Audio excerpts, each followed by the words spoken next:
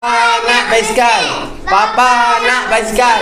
Papa nak basikal. Dah. Buat piket kat sini. Nanti mami.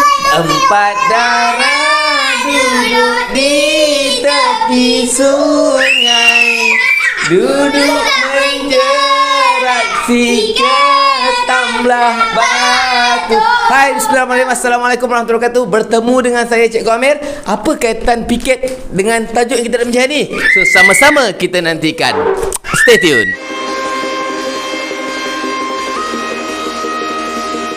Bismillahirrahmanirrahim. Assalamualaikum warahmatullahi wabarakatuh dan selamat sejahtera. Hari ini kita akan lihat kepada tajuk kesatuan sekerja. Tetapi sebelum kita pergi jauh dalam kesatuan sekerja, kita akan bincangkan terlebih dahulu penentuan tingkat upah keseimbangan dalam pasaran buruh. Tingkat upah keseimbangan dalam pasaran buruh ditentukan oleh permintaan dan penawaran.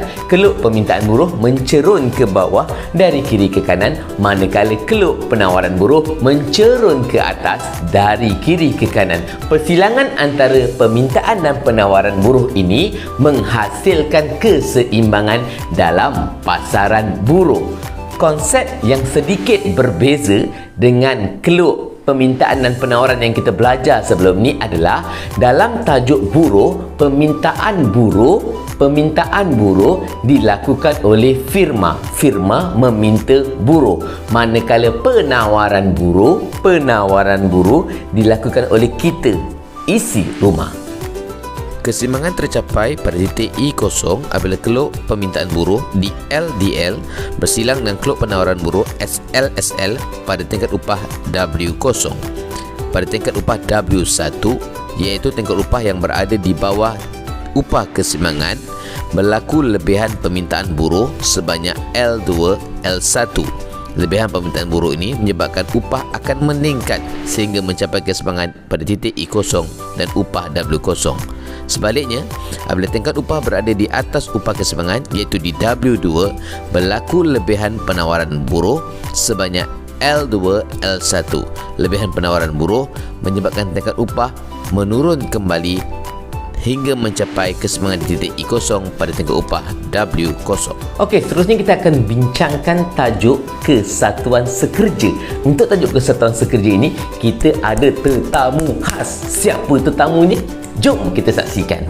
Hai, saya merupakan Presiden bagi Kesatuan Sekerja. Perlu saya ingatkan, Kesatuan Sekerja merupakan satu organisasi yang disertai oleh sekumpulan pekerja bagi memperjuangkan kepentingan ekonomi dan kebajikan ahli-ahli dalam Kesatuan Sekerja. Ada 4 cara yang kami lakukan bagi menuntut kenaikan upah, dan cara yang paling baik yang cuba kami pastikan, yang cuba kami lakukan untuk memastikan upah dapat ditingkatkan adalah yang pertama, meningkatkan daya pengeluaran sud buruh. Daya pengeluaran sud buruh ini dapat ditingkatkan melalui pemberian latihan, kemahiran dan pengkhususan kerja bagi para pekerja. Tindakan ini dapat meningkatkan kecekapan dan kemahiran pekerja.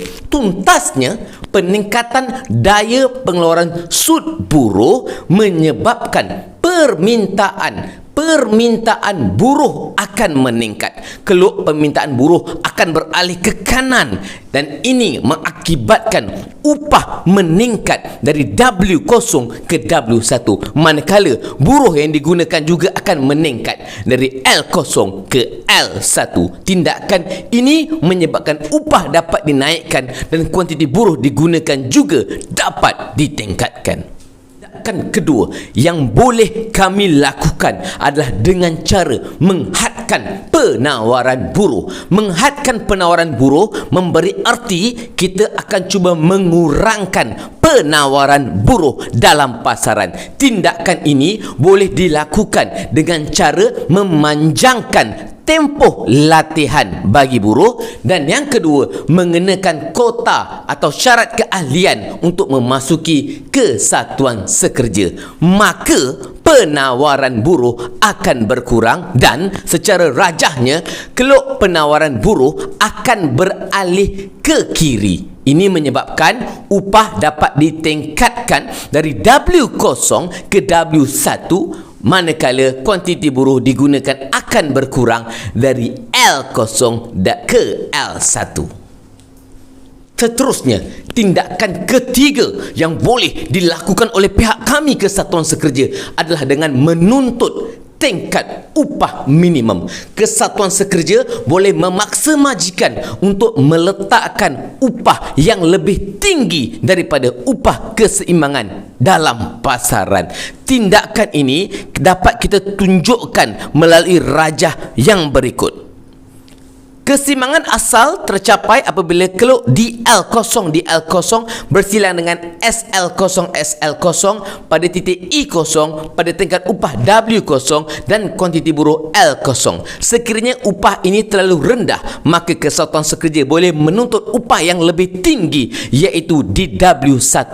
Kesannya apa? Upah dapat ditingkatkan walau bagaimanapun berlakunya lebihan penawaran buruh sebanyak L1, L2 dan lebihan penawaran buruh ini akan menyebabkan berlakunya pengangguran. Tindakan keempat yang boleh dilakukan oleh Kesatuan Sekerja adalah dengan cara melaksanakan perundingan secara kolektif. Perundingan secara kolektif bermaksud berlakunya proses tawar-menawar antara pihak kami Kesatuan Sekerja dengan majikan. Kami akan berusaha untuk memohon majikan meletakkan upah yang lebih tinggi bagi pihak pekerja dan memastikan pihak pekerja mendapat faedah sampingan yang membawa kepada kebajikan para pekerja. Sekiranya perundingan ini gagal, sekiranya perundingan ini menemui jalan buntu, maka tindakan lain yang kami terpaksa lakukan adalah yang pertama, melambat-lambatkan kerja.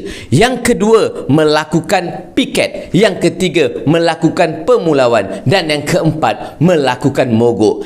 4 tindakan ini hanya akan kami lakukan sekiranya perundingan kolektif tidak dapat menemui titik persamaan antara Kesatuan Sekerja dan pihak. Begitu bersemangatnya Presiden Kesatuan Sekerja dalam mengemukakan hujah bagaimana cara mereka menuntut kenaikan upah. Saya ulang lagi sekali apa yang dikatakan oleh Presiden tadi. Yang pertama adalah dengan meningkatkan daya pengeluaran buruh. Yang kedua, menghadkan penawaran buruh. Yang ketiga, menuntut dasar upah minimum. Dan yang keempat, melaksanakan perundingan secara kolektif. Walau bagaimanapun, faktor yang akan menentukan sama ada Kesatuan Sekerja tersebut berjaya atau gagal bergantung kepada beberapa faktor. Antaranya ialah: pertama, bilangan ahli Kesatuan Sekerja. Sekiranya ahli Kesatuan Sekerja adalah ramai dan sebahagian besar pekerja menyertai Kesatuan Sekerja, maka Kesatuan Sekerja lebih mudah untuk menuntut kenaikan upah. Kedua, kedudukan kewangan Kesatuan Sekerja. Sekiranya Kesatuan Sekerja mempunyai kedudukan kewangan yang kukuh dan mampu melaksanakan mogok dengan baik, maka Kesatuan Sekerja akan lebih mudah untuk menuntut kenaikan upah. Berikutnya, peratusan kos upah dari jumlah kos pengeluaran. Sekiranya peratusan kos upah adalah kecil daripada kos pengeluaran, maka Kesatuan Sekerja lebih mudah untuk menuntut kenaikan upah. Berikutnya, keadaan guna tenaga dalam ekonomi. Sekiranya ekonomi berada pada tingkat guna tenaga penuh, maka Kesatuan Sekerja lebih mudah dan lebih berjaya dalam menuntut kenaikan upah. Seterusnya, keanjalan permintaan keluaran firma.